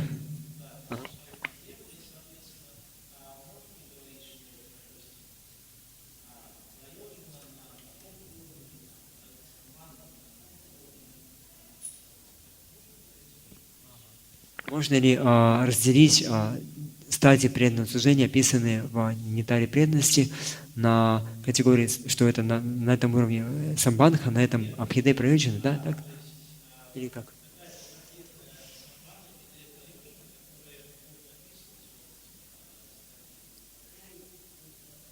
Если, я не понимаю, если на каком-то, на каждом из этих стадий самбандха, беда и прайоджана, вы понимаете, здесь просто тонкий вопрос, чтобы перевести. То есть, если, да, я понял, если самбандха, беда и прайоджана для всего процесса бхакти, или есть отдельный самбандха, беда и прайоджана для разных стадий, да? Ага. Еще что-то есть, да? Окей. Хорошо.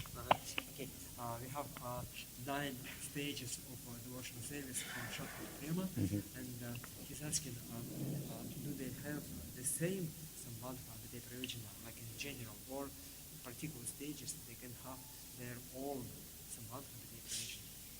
Well, we can say that the sambandha is necessary to do the pure bhakti, that is the bhajana kriya, or even with the faith, between the faith and the bhajana kriya, we need the sambandha gyan.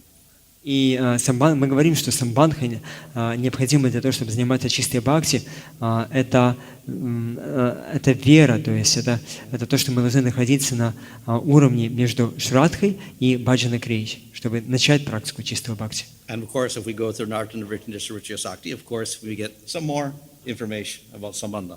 И, конечно, когда мы идем на следующем уровне Ништха, Руча, Сакти, то мы получаем больше информации из категории самбандха. But when we start this bhajana kriya, that actually is abhideya, and that bhajana kriya goes all the way up into bhava. И когда мы начинаем с практики баджана крии, это уже абхидея, и вот эта абхидея, она продолжается до уровня бхавы. And the prayojana is prema. И цель — это према, прайоджана. So in the prema itself, it's not that we lose the sambandha. The goal is based upon that sambandha. И на уровне премы не значит то, что мы уже утрачиваем самбандху. Нет, сама эта цель, она основана на самбандхе. And in prema, the actions of the abhideya, like hearing and chanting, continue. И на уровне премы деятельность из раздела Абхидея, такие как слушание и воспевание, они продолжаются. So the abhideya becomes the prayojana. То есть Абхидея становится прайоджаной. The sadhana becomes the sadhya. Садхана становится садхьей. The means becomes the end. То есть средство становится целью.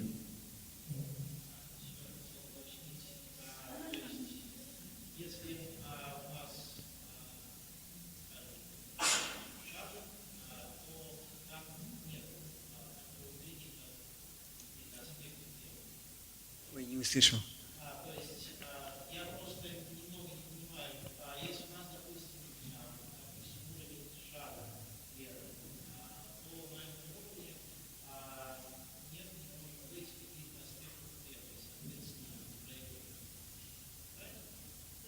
Аспектов чего? То есть на уровне шрадхи могут ли быть проявляться какие-то аспекты премы, да, которые являются проявленными, да? He's asking on the level of shraddha, can they have some aspects of prema which is prayojana already, like in vibe or included in shraddha, some parts of prema or some like some. Well, shraddha is the qualification for beginning bhakti. Шрадха — это квалификация, чтобы начать бхакти. So technically, Jiva Goswami says it's not bhakti, it's prior to bhakti. И технически Джива Госвами говорит, это еще не бхакти, это то, что предваряет бхакти. So therefore, it's different from bhakti. Поэтому она отлична от бхакти. But that faith continues and deepens and deepens and deepens, then it's still there in prema. И эта вера, она дальше углубляется, она продолжается, растягивается, как бы, и она проявляется в прему. Okay. So the trace of prema that we'll get in Shraddha is that we can bhakti is the trace of prema, we can say, when we start bhajana kriya. И поэтому тот след премы, который уже есть в Шрадхе, это то, что это практика бхакти, которой мы начнем заниматься, и благодаря которой мы обретем уровень премы. In one sense, bhakti and prema are non-different. И в каком-то смысле бхакти и према, они не отличны друг от друга. But just that we are impure. Разница в том, что мы еще не чистые. When we're completely pure, then that bhakti manifests as prema. Если мы полностью чистые, то это бхакти полностью проявляется как према.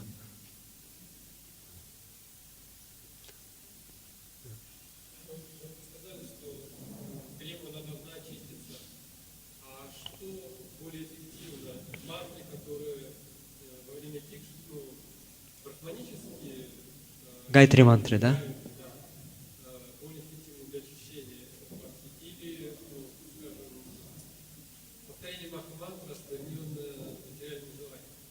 Что более благоприятно, повторять гайтри мантры, полученные во время второго посвящения, или повторять Хари Кришна, имея осквернение материальных желаний? Да? Что будет более эффективно, да?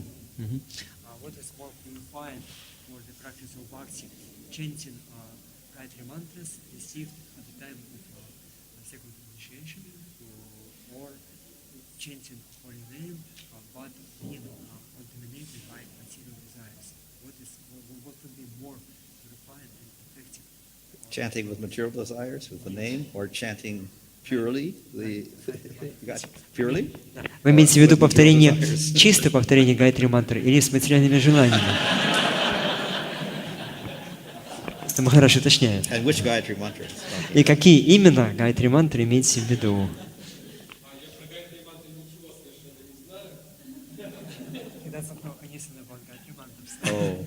Okay, so Diksha, we get two things. В Дикше вы получаете две вещи. One is Brahma Gayatri. Первый из них это Брахма Гайтри, which qualifies you to be Brahminical, let's say. Это то, что помогает вам обрести квалификацию быть брахманическим человеком. Technically, it's not part of Vaishnava initiation. И технически это не часть инициации вайшнавов. So Lord Chaitanya got his Brahma Gayatri when he was 5 years old. He became a Vaishnava when he was much older. Господь Чайтанья получил свою Брахма Гайатри мантру, когда ему было 5 лет, но Вайшнавом он стал, когда ему было уже 20 лет, гораздо позже. So it only became part of our Vaishnava Diksha with Bhaktisiddhanta Saraswati Thakur. But И before that, это it was стало separate. частью Вайшнава Дикши только со времен Шилы Бхактисиддханта Сарасвати и его последователей. So our Vaishnava Diksha does not depend upon that Brahma Gayatri. И поэтому Вайшнава Дикши, она не зависит от Брахма Гайатри. So in the Vaishnava Diksha, we have some mantras which are Gayatri mantras, but they're not Vedic Gayatri mantras. They're Krishna Gayatri or Gauranga Gayatri. И в Вайшнава Дикши у нас есть мантры, которые они связаны с Кришной. Это Кришна Гайатри мантры, то есть это Гауранга Гайатри мантры и так далее. So these are personal. You don't give them to anybody else. No preaching. Это наша личная практика. Вы никому об этом не говорите, то есть вы не проповедуете это. So they're only used for meditation and for deity worship. Это необходимо только для медитации и для поклонения божествам. So particularly Diksha is for deity worship, Pancharatric deity worship. И в частности Дикша, она необходима для панчаратрики, для поклонения божествам. But previous to Lord Chaitanya, it was also the main meditation method. It was the main sadhana. Но до Господа Чайтаньи это также был главным методом садханы и медитации. So we see that Gopakumar got mantra. He got a Diksha mantra from his guru. And he chanted that mantra to himself for a whole day of Brahma, whatever. And he was able to elevate himself to Vaikuntha. И мы можем читать Брихад Бхагаватамрите, как Гопкумар получил своего гуру Дикша мантры, и он медитировал на эти мантры в глубине своего сердца в течение целой жизни Господа Брахма, целого дня Господа Брахмы, и он благодаря ей попал на Вайкунтху. So those Diksha mantras are non-different from Krishna. И вот эти Дикша мантры, они не отличны от Кришны. But they're a little bit limited because they're personal. You cannot chant them out loud. You cannot give them to other people. Но они ограничены в том плане, что вы не можете их повторять вслух, и вы не можете их передавать другим, проповедовать их другим. And of course we know that deity worship was the Yuga Dharma for Dwarpa Yuga. И мы тоже знаем, что поклонение божествам это был Юга-дхарма для Двапара-юги. So in Kali Yuga, what is the Yuga Dharma? И что в Кали-юге Юга-дхарма? Nam Sankirtan. Нама Санкиртана. So Nam Sankirtan is more powerful than those mantras. Поэтому Нама Санкиртана более могущественна, чем эти мантры. You don't have to keep it secret. И Хари Кришна не нужно держать в секрете. People with less qualification can chant it loudly. Люди, которые обладают меньшей квалификацией, они могут это громко повторять. And it can bring the highest perfection. Это может привести вас к высшему совершенству. We see that Gopakumar in Brihad Bhagavatamrita, when he was in Vaikuntha, then he was told, if you want to get to Goloka, you have to do Nam Sankirtan. Мы читаем Брихад Бхагаватамрите, когда Гопкумар попал на Вайкунтху, ему говорят, что если ты хочешь попасть на Галоку, тебе нужно заниматься Нама Санкиртаной. Before that, he was only chanting his mantras. До этого он просто повторял мантры. So he chanted, did Nam Sankirtan, and then he got to Goloka. И он начал повторять Нама Санкиртану и попал на Галоку. So therefore, Nama is the most powerful. Поэтому Нама это более могущественный, самый могущественный.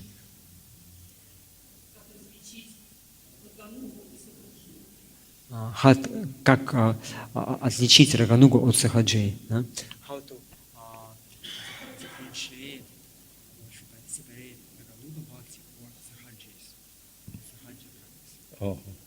Well, again, we need some scriptural knowledge. Опять-таки нам нужно знание на основе Священного Писания. And we need the guidance of our acharyas. И необходимо руководство наших ачарьев. So from that, then we can understand what the motives of the sahaji are and where they're deviating. И благодаря этому мы сможем понять, каковы мотивы сахаджи и где они отклонились.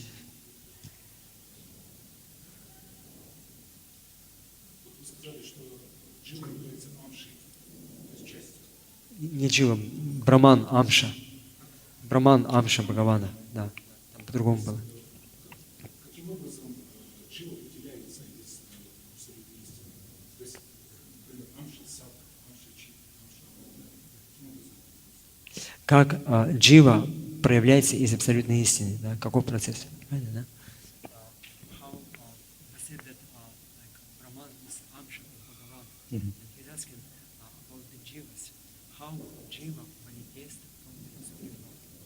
How they manifest?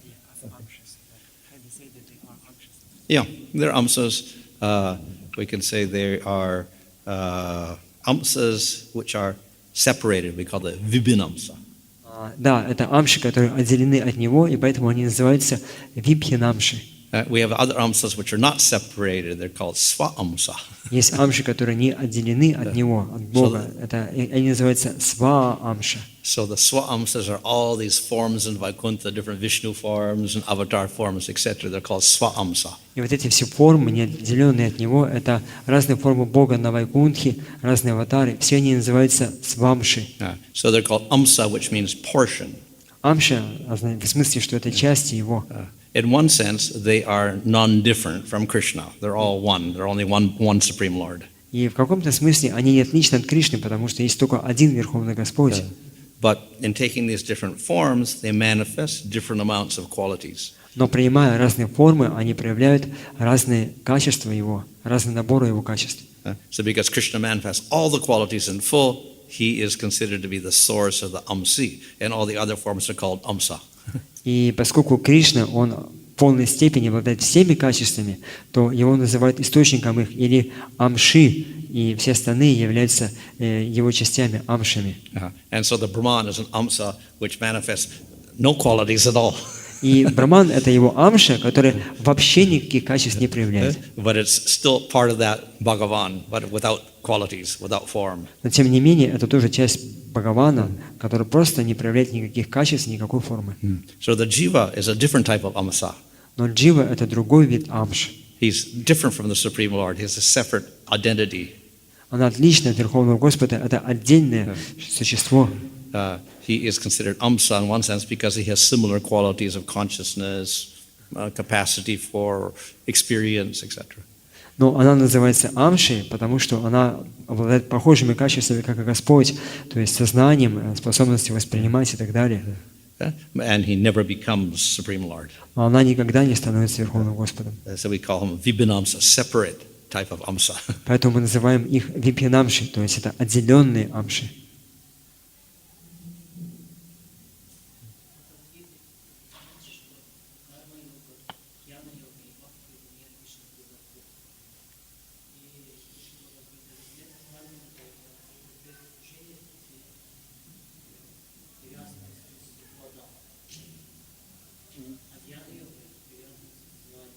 И в чем вопрос?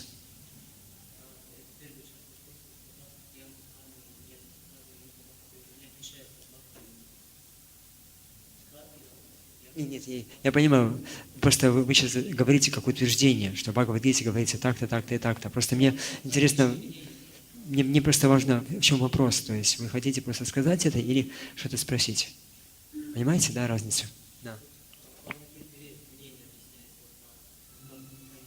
То есть в Бхагавад-гите Прабхупада, он по-другому объясняет, не так, как Махарадж, да, что карма-йога, гьяна-йога, это какие-то, это один процесс, да?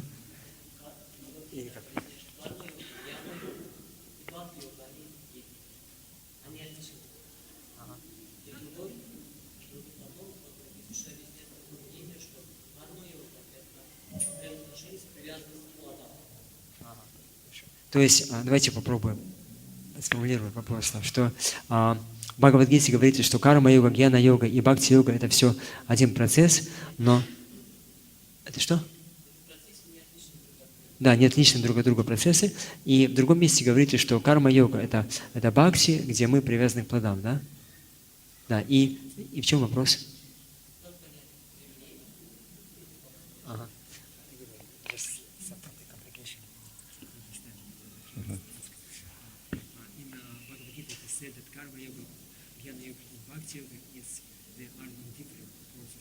Yeah. Then also in the another place of Bhagavad Gita, they say that karma yoga is bhakti yoga, where when we are attached to the fruits of our practice. So how to put together? Food? We're trying. We are attached to the fruits. Fruits Of our practice. in karma yoga? Which fruits? How can it be bhakti yoga unless it's attraction to Krishna? I don't know. Ну, вот Махарадж переспрашивает, а какие плоды могут быть на уровне карма-йоги, к которым мы привязаны, если это вы имеете в виду бхакти, то есть если есть какие-то вещи, к которым мы привязаны помимо Кришны, плоды какие-то, то это уже не будет бхакти. We can say that karma yoga is a step towards bhakti yoga. Можем сказать, что карма-йога – это ступенька на пути к бхакти-йоге. Then we can modify it to include Krishna in it, and it becomes something like bhakti yoga. И можем немножко подкорректировать и включить туда Кришну, это будет похожим на бхакти-йогу. And finally, we make bhakti yoga the main process, and that whatever karma yoga we're doing becomes secondary, so then it becomes bhakti yoga. И затем мы можем сделать так, что бхакти будет главной нашей практикой, да, и немножко кармой, и тогда постепенно это станет чистым бхакти. But as long as the goal remains material enjoyment, then it is quite different. Но пока у нас остается вот эта цель материального наслаждения, то это очень сильно отличается от бхакти. And it's, we could say, unfavorable for bhakti. И это уже становится неблагоприятным для бхакти.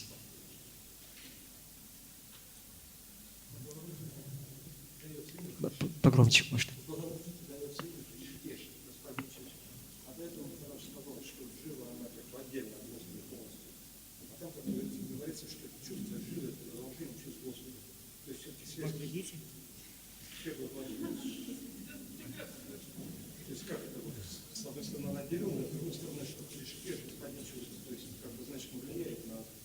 Значит, в Бхагавад-гите говорится, что Господу называют Хришикеша, господин чувств Дживы, что чувство Дживы – это продолжение чувств Кришны. Да? И как это понять? Правильно, да? Что они отделены от него. Ага, окей. А пока, может, посмотрите именно конкретный стих в Бхагавад-гите, если найдете.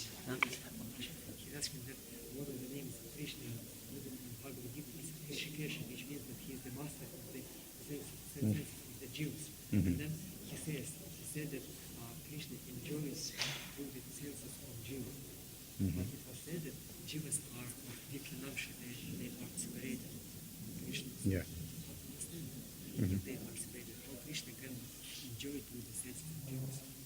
Well, we can say in a secondary way. Ну, так вот как бы отдаленно. Because the Lord is everything. Потому что He's Господь – это everybody. все. He includes all the jivas. Он включает в себя также джив. So everything that we experience is His experience. И все то, что они испытывают, это тоже его опыт. So that's why He's also the experiencer when we experience. Итак, это то есть он в этом смысле он испытывает и как воспринимает все то, что мы испытываем и воспринимаем. However, we shouldn't expect Krishna personally to do that. Но мы не должны ожидать, что Кришна лично этим He занимается. has His expansion Paramatma. У него есть его экспансия Параматмы. So the Paramatma witnesses everything, and He knows everything about you. He knows all your experiences. И Параматма, она все видит, и она знает все о вас, и поэтому она знает все, что вы испытываете, переживаете. And your senses and your body and your mind cannot operate without His permission. И ваше тело, ум и чувства, они не могут действовать без разрешения Параматмы. So in that sense, He's the master of your senses. И в этом смысле она является господином ваших чувств. But He allows the jivas to use their senses Но она позволяет дживам использовать свои чувства within their karma. в рамках их кармы. The karma is their limitation of how they can use their senses. Но карма, она ограничивает нас в том, как мы можем использовать свои чувства. So, in one sense, then we can say He is experiencing things in that sense because He's permitting your senses to operate.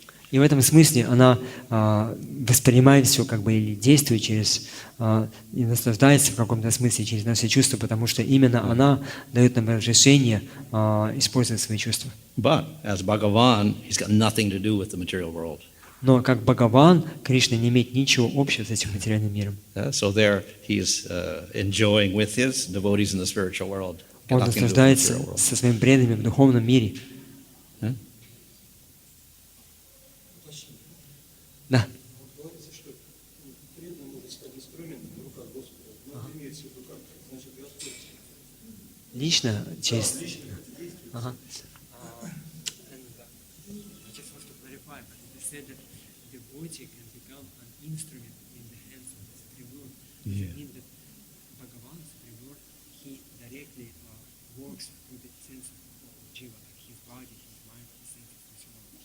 Well, the Lord can do anything.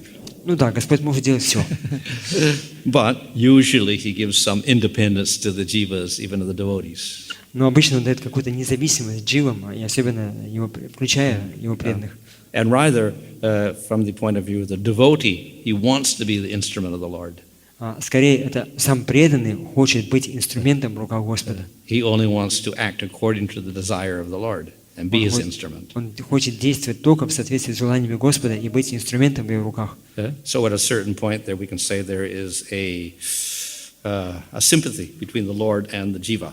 И поэтому на каком-то уровне развития есть такая симпатия между Господом и его слугами, дживами. And in that sympathy, the jiva can understand the desire of the Lord can understand the desire of the jiva. И вот это проявляется в том, что джива понимает желание Господа, а Господь понимает желание дживы. So they act in cooperation with each other. И они поэтому взаимодействуют друг с другом. And one is the instrument of the other. И один становится инструментом в руках другого. So sometimes Krishna becomes the instrument of the devotee. И иногда Кришна становится инструментом в руках преданного. Devotee controls Krishna. Преданный контролирует Кришну.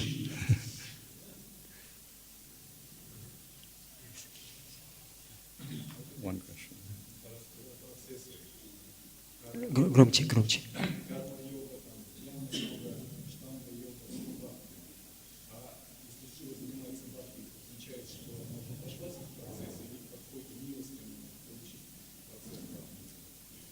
Было сказано, что есть процессы карма-йога, гьяна-йога, аштанга-йога и бхакти-йога, ступенечки. Да. Если мы уже стали на путь чистого бхакти, значит ли мы, что уже прошли все предыдущие ступени?